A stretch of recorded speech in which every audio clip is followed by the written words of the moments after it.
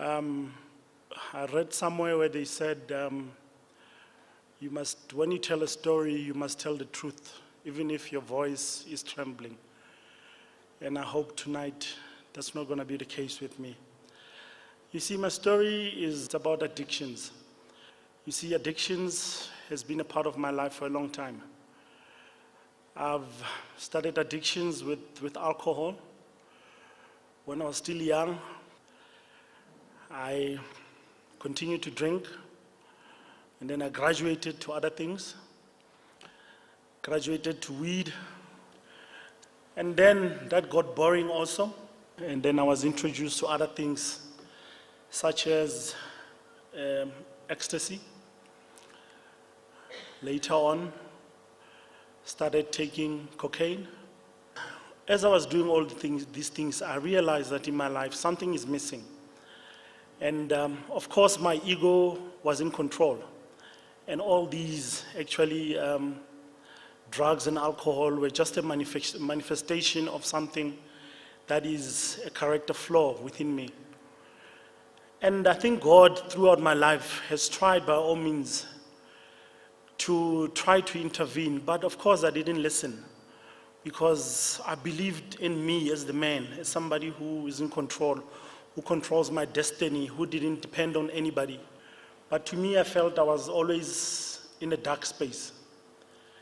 And there's moments where I'll walk into the light, and I didn't feel comfortable in the light, because now I was comfortable in this darkness. My quality of life went down until one day, while we went with my friends, what I called friends then, we went to buy drugs.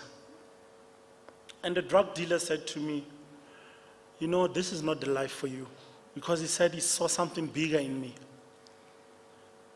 Of course, I didn't listen.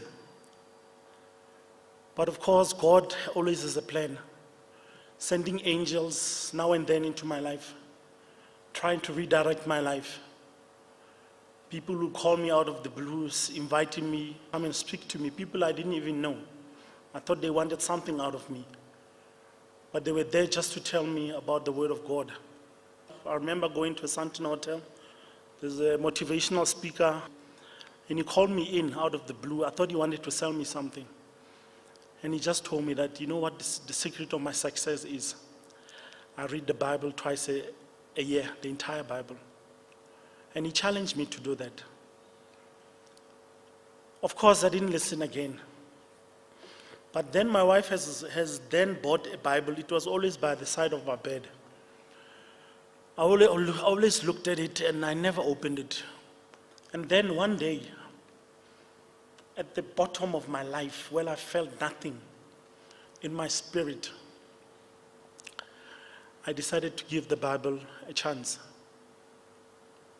And I opened the Bible. I read the entire Bible. Nothing was happening, because I was expecting miracles. But then I called this speaker and said, "I did what you said I must do, but my life is still the same." He said, "Read it again." And of course, I read it like an academic, as quickly as possible. Read the entire Bible. But the funny thing happened. As I was reading the Bible the second time, I began to see the light. The quality of my life started to improve. I did not change. I was transformed. Something moved within my spirit. It moved big time. I couldn't put this Bible down. I read this Bible. And of course, there were angels again coming to tell me, "Friends, come, we have a church. Come and join us." My wife was attending church then. And I said, "Let me go." And I went. And of course, the first thing that I attended there was Narcotics Anonymous. And there they started talking about this higher power that can change your life. And in my life, I was feeling it. I was changing, I was transforming. I was seeing the light, I was walking into the light, which I'm still walking in today. Tonight, I prayed to God that I be humble. and just speak the truth as it is.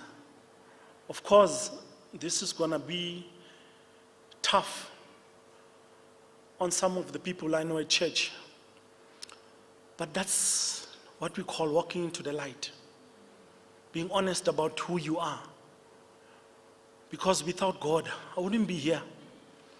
I'll probably be clubbing now, still taking drugs. Because society, as it's set up, it's acceptable sometimes. In some circles, it's acceptable. But in my life, God decided to step in because I believe He introduced those things to me to humble me. I met something that was defeating, that defeated me. And by becoming humble, I started to see who God is. And by becoming humble, I started to be obedient. And because I'm obedient today, my life is great. My quality of life is nothing compared to all the life that I've lived. I've been a Christian for a short period of time, for less than 5 years. I've met people. I managed to open up. I managed to speak to people. I managed to be honest about who I am. And my character, most importantly, has been transformed. Some of you, I know you might ask if in the future, will I go back to that dark place? I can't guarantee you I won't. But what I can guarantee you is if I'm still in this place, if I'm still walking in the light, if I'm still reading my Bible each and every day, as long as I'm doing that, as long as I'm with other Christians, as long as I'm worshiping, as long as I'm fellowshipping, as long as I'm a disciple of Christ, as long as I'm serving in ministry, and as long as I'm doing evangelism, my life is going to be better. And I just want to close by saying, I love you, Jesus. I love you, Lord.